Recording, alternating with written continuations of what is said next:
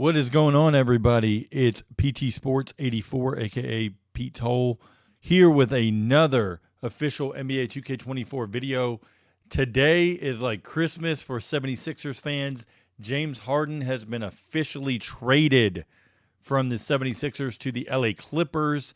2K dropped an official update about 20 minutes ago, so just wanted to break those details down in the game. Unfortunately, just a disclaimer here, 2K did not update positions for players, so hopefully that's forthcoming in a future ratings update. We shall see.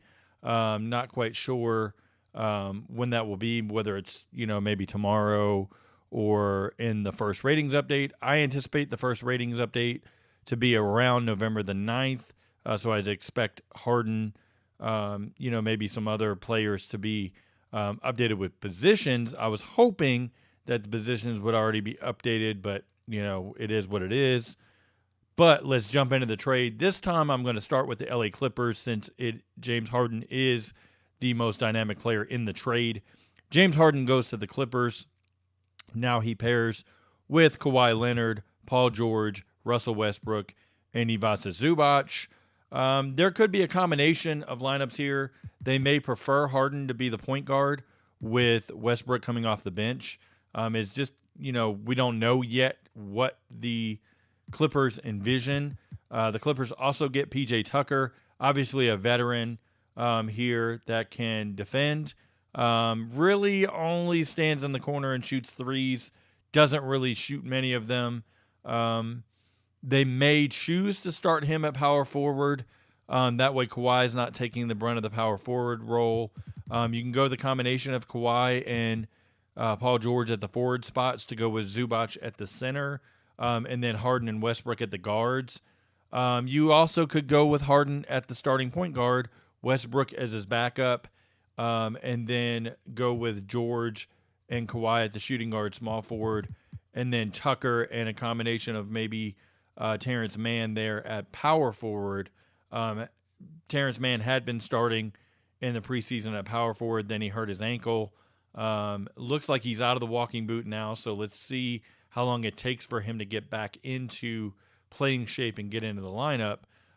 Who it hurts the most here, Norman Powell's going to get a reduction a little bit in minutes.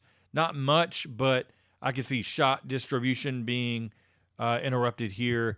And then Bones Highland, who's been hot, really kind of dwindles his playing time down because Harden and Westbrook are going to take the bulk of the minutes at the guard spot.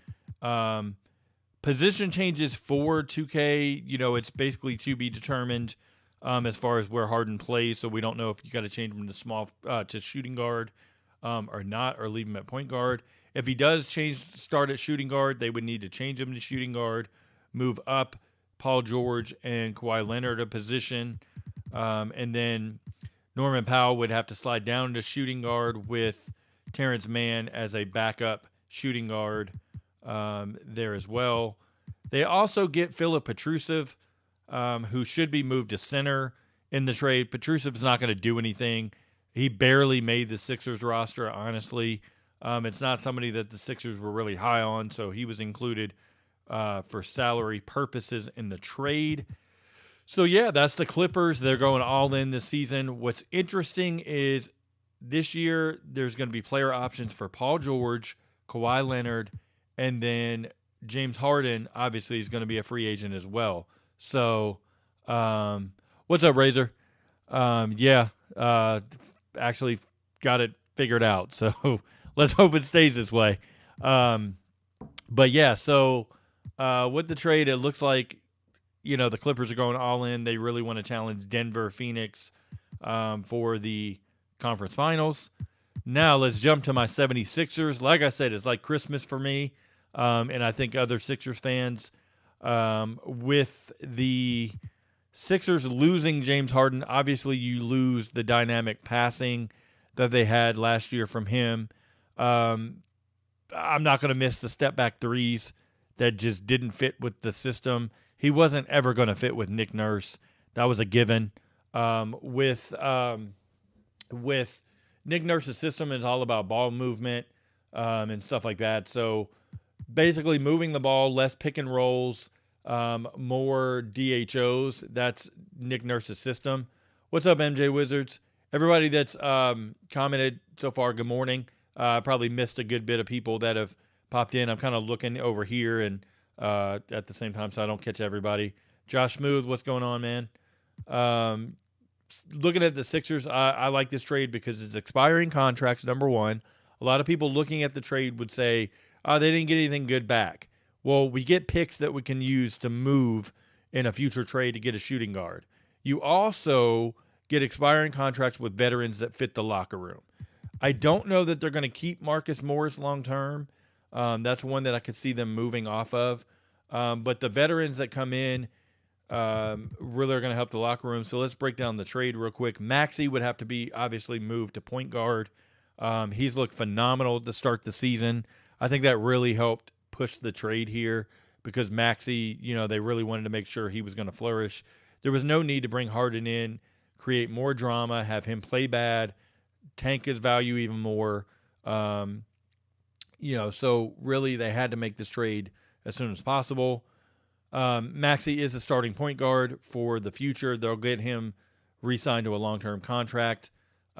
Looking at it here, I'm going to go into the positions because there are a lot for the Sixers. You would move Maxey to point guard. That drops him a point. They would have to adjust that in the ratings update. Melton and Springer are your guards right now. Springer has actually looked good defensively.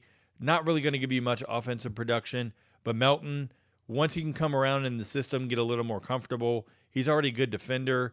Now you just get him ready on the offensive end.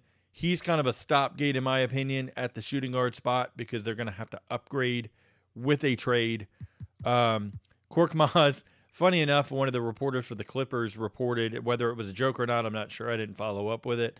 But that Korkmaz wanted to be included in the trade. Both the Clippers and Sixers said no. I think it was just a humorous joke, but who knows? Korkmaz is buried at this point.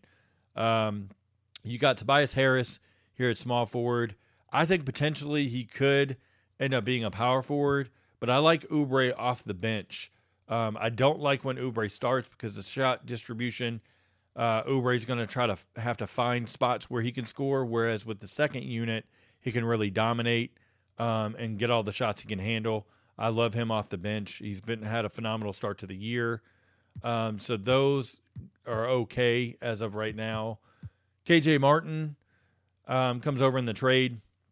So Martin is really a power forward, in my opinion. Doesn't shoot the three the greatest. He could shoot it, but not comfortably. He's more of a high flyer kind of guy. Let's see what happens there. Daniel House, I think, really is more of a 4 in Nick Nurse's system. And so he would need to be bumped up to power forward. But then if you look at the power forward spot, Paul Reed's definitely a center. 2K needs to adjust his position there. You got Robert Covington, Nick Batum. Let's clean that up there real quick. So Marcus Morris, Robert Covington, Nick Batum, and Daniel House at power forward. Morris probably won't play a ton. If I had to guess, he might even be somebody that gets bought out. Covington can really give you good minutes. I think he's more of a bench piece, but based on how the depth chart is right now, I think he ends up starting, either him or Batum. They're both versatile vets that can give you defense, can shoot the three if needed. We'll see what happens. They're not high volume scorers, which is perfect for this system because then it's Maxey and Embiid as your guys in the starting lineup with a sprinkle of Tobias Harris, who's looked good under Nick Nurse. Then you got Oubre coming as the super sub scorer off the bench. Backup center is Paul Reed. It's been Paul Reed all season.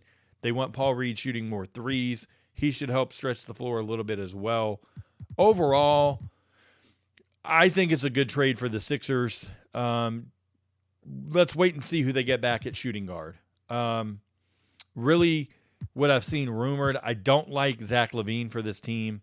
Zach LaVine's just not the kind of player I want in the Nick Nurse system.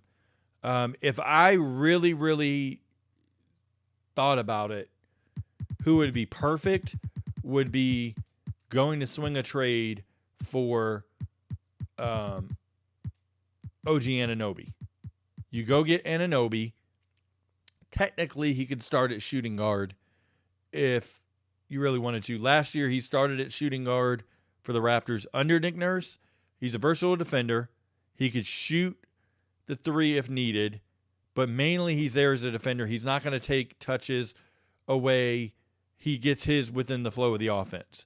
So really, he could fit a complementary role. You move Tobias Harris to power forward if you start him at small forward and then Melton at the 2 guard. You have a combination of things you could do there if you go get Anunoby. I think that's a good, solid pickup. I know Buddy Hield is on the market. I don't like Buddy Hield next to Maxey in the backcourt. That's going to give up too many points. Even if you started him at small forward, I don't know that that's ideal personally. Who else has been rumored is Jalen Suggs from the Magic. I don't know that the Magic really want to give up on Suggs yet. I think they look at him as a piece for the future. Really it's slim pickings after that. Looking at maybe Kevin Huerter as a secondary ball handler, a shooter, not really a high volume scorer, but could fit into the offense. Maybe you can get him for a first at least. Terry Rozier's too small, I think, as a backcourt mate. It'll be interesting. I've seen people throw out Jaylen Brown before. Jaylen Brown just signed that massive contract. The Celtics are going to go all in. They're not going to trade Jaylen Brown, so that's not really a fit. Karis LeVert might be somebody that the Sixers could go after. Secondary ball handler, can kind of score, play make a little bit, shot creator. Maybe that's an option they could go towards overall. But yeah, that's pretty much it for this video. I just wanted to get the analysis out of the trade. No injury updates in this roster update either. Fox is still healthy, and there's a couple others that need to be put in, like Bradley Beal's still out. Cameron Johnson for the Nets is hurt. He's out 10 days. So those are the kind of things that maybe we'll see in a roster update tomorrow or later in the week. We shall see. But if you like this kind of content, please hit the like button. That really helps me in the algorithm. Also, sub to the channel if you haven't. Need all the subscribers I can get. Trying to get to 5K subscribers by the end of 2K24. So I think that's a realistic goal. Really, really happy with the views on the videos, especially the first opening night roster update. That video did really well, so I appreciate everybody that tuned in, liked the video, commented, all of that stuff.